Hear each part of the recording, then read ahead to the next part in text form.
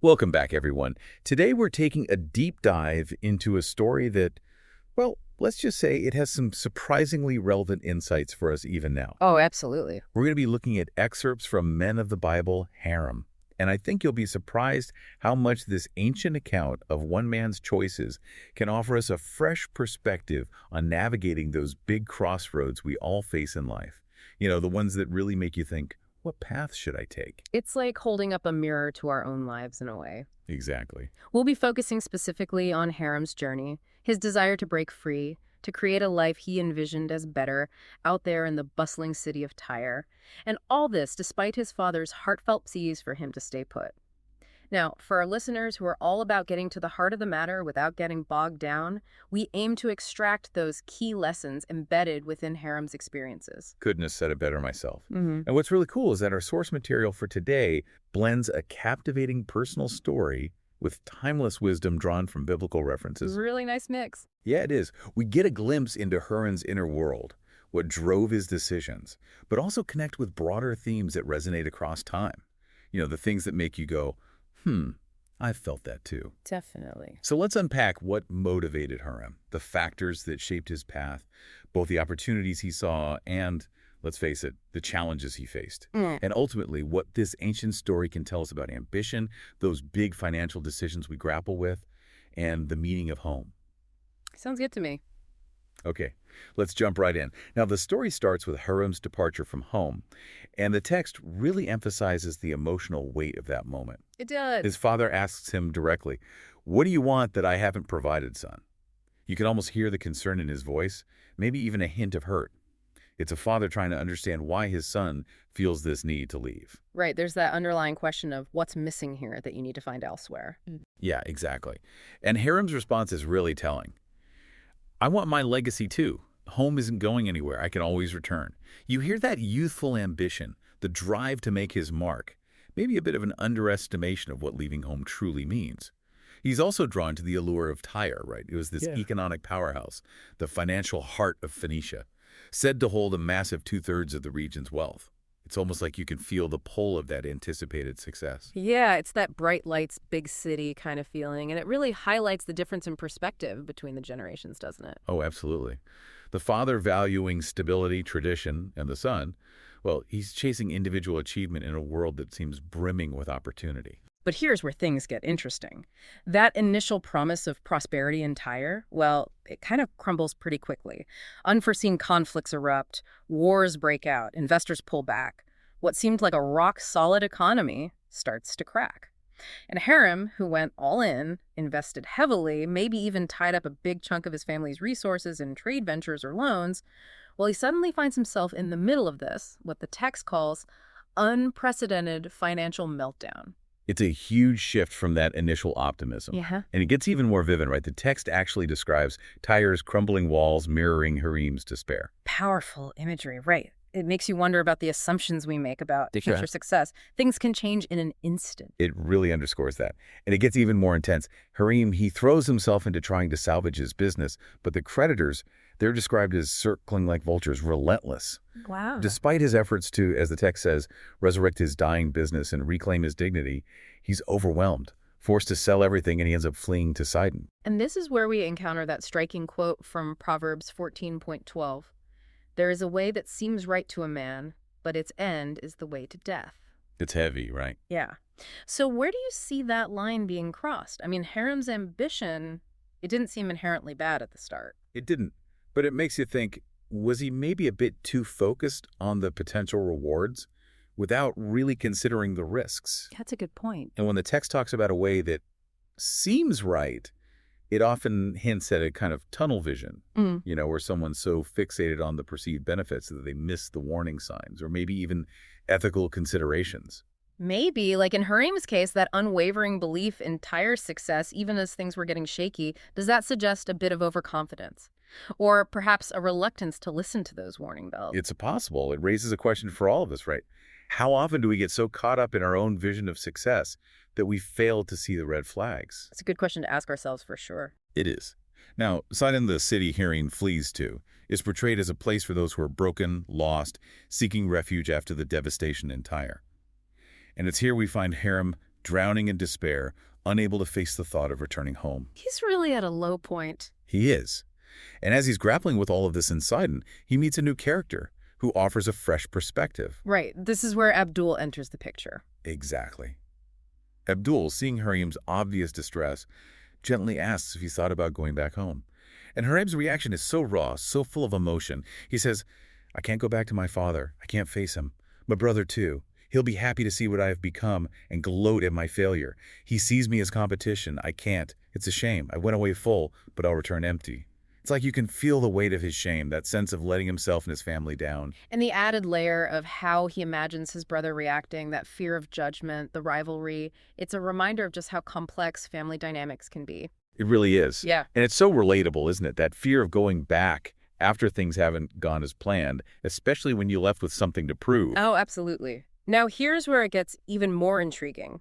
Abdul reveals something surprising about himself. He shares that he, too, ran away from home once. And get this, he was also in Tyre and lost his investment. It's a game changer, right? Absolutely. It completely shatters Harim's isolation. Suddenly, he realizes he's not alone in his failure and his regret. It's like a huge weight lifted, and it creates this instant bond between them. Yeah, and that shared vulnerability makes Abdul's encouragement for Harim to return home even more powerful. He says, home has a way of waiting, you should go, which is just so simple yet so profound. And then he adds something about Harim's father that starts to chip away at Harim's fear. He says, I have heard good things about your father, how compassionate he is. It's like a little seed of hope being planted. But despite this, the story tells us that years pass, and Harim stays stuck in Sidon, chasing after this, as the text calls it, vain pursuit of restoration.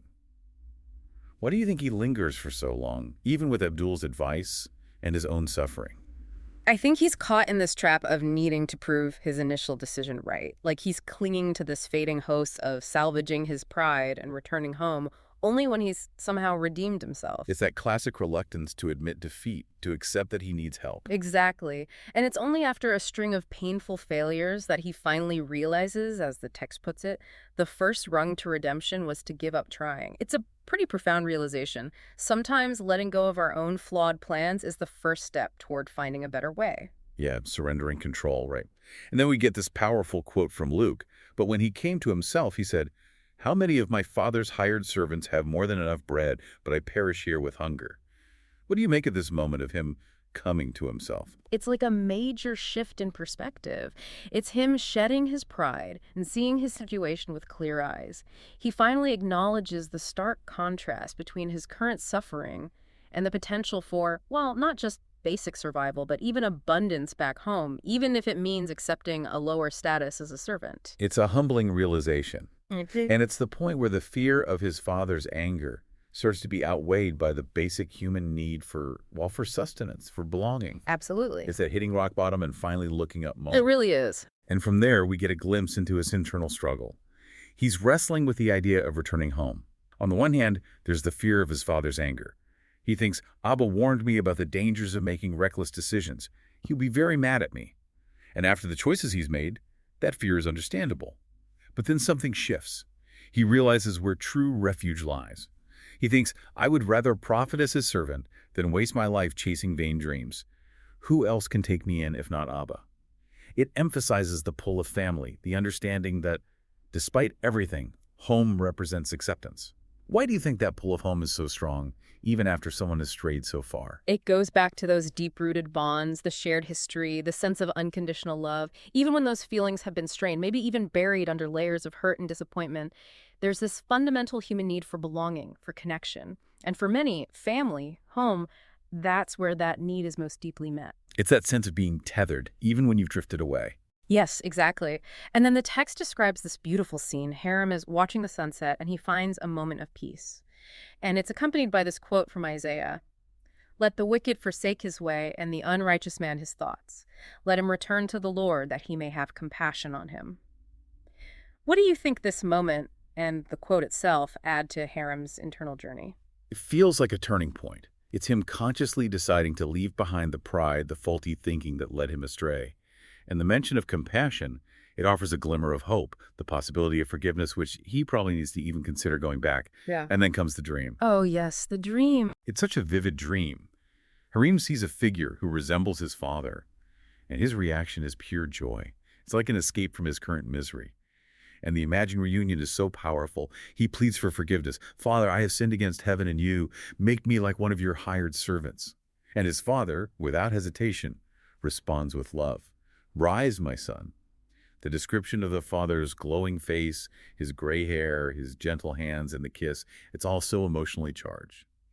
What do you think this dream signifies in the grand scheme of Harim's journey? I see it as a catalyst. It gives him a taste of the forgiveness and acceptance he craves but feels he doesn't deserve. Seeing his father's loving reaction in such vivid detail, it probably breaks down those remaining walls of fear and doubt. It lets him believe that a positive reception is actually possible. It's like the dream offers him a preview of the emotional healing that's waiting for him. And what's really interesting is that this dream is what finally pushes him to act. Right, it's the turning point. He wakes up, tears still in his eyes, and tells Abdul, "I'm going home, Abdul. Abba is waiting for me." It's a complete 180 from the despair and indecision we saw before. The dream solidifies his resolve, gives him the strength to finally take that step. It's like the dream gives him permission to believe it's possible. Exactly. So as we wrap up this deep dive into Harim's story, what do you think are the most important takeaways for our listeners? You know, even though it's set in a specific time and place, Harim's story speaks to these universal human experiences. We see the allure of success, the desire for independence, but also the inherent risks, the fact that things don't always go as planned. We witness the internal struggle with pride, the difficulty of admitting failure, asking for help when we feel like we've fallen short. But maybe the most important takeaway is the enduring power of our connections. That unconditional love and acceptance we can find in family, the comfort of having a place to truly call home, both in good times and bad. Beautifully put.